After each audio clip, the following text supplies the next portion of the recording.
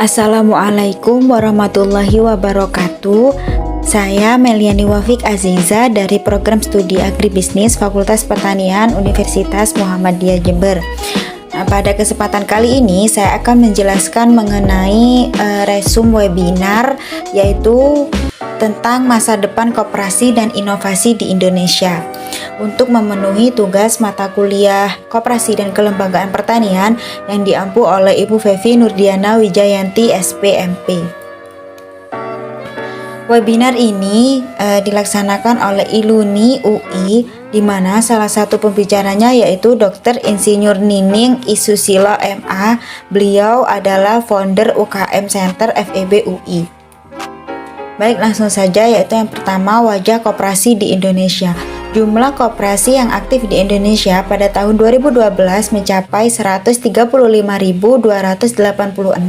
Namun, di balik koperasi yang aktif terdapat pula koperasi yang tidak aktif atau palsu, di mana pada tahun yang sama mencapai 53.578 dan jumlah ini terus mengalami kenaikan. Nah, pada tahun 2015 Kementerian melakukan pencegahan dengan dibuatnya ID koperasi, sehingga jika terdapat koperasi yang tidak memiliki ID koperasi, maka koperasi tersebut akan ditutup. Pada tahun 2016 terdapat penurunan jumlah koperasi palsu karena adanya tindakan tegas dari pemerintah untuk menutup koperasi palsu tersebut. Dari analisis yang dilakukan oleh Dr. Insinyur Nining Isusilo MA, koperasi di Indonesia yang tidak aktif merupakan koperasi yang menggantungkan diri pada dana dari luar. Nah, hal tersebut terbukti dari semakin banyaknya dana dari luar, maka semakin banyak pula koperasi palsu. Dan dapat dikatakan bahwa koperasi palsu tersebut hanya beroperasi saat memperoleh dana dari luar. Inovasi merupakan the land start UP BLM Build Mansur Learn Inovasi dan Raport Daya Saing Indonesia tahun 2016. Indonesia skor inovasi hanya 3,9 dari maksimum 7. Daya saing Indonesia 34 dari 144 negara.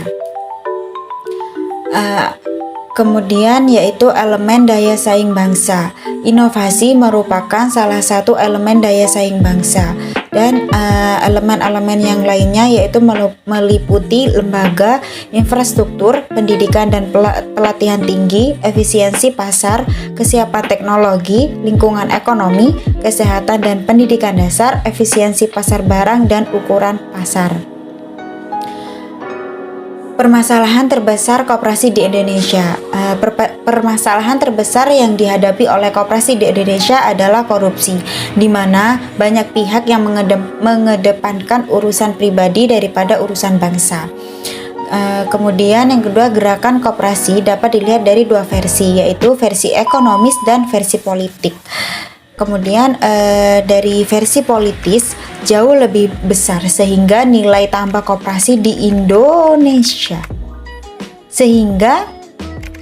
nilai tambah koperasi di Indonesia 5%. Namun setelah diteliti lagi, nilai tambah koperasi hanya 0,3% karena pada lembaga koperasi di Indonesia terdapat berbagai masalah seperti di Kopin yang memperoleh dana APBN, karena koperasi sejatinya harus mandiri, di mana harus terjadi keseimbangan antara pemerintah, wirausaha, dan civil society dengan tidak adanya lagi APBN di Dekopin. Diharapkan lembaga koperasi di Indonesia menjadi mandiri.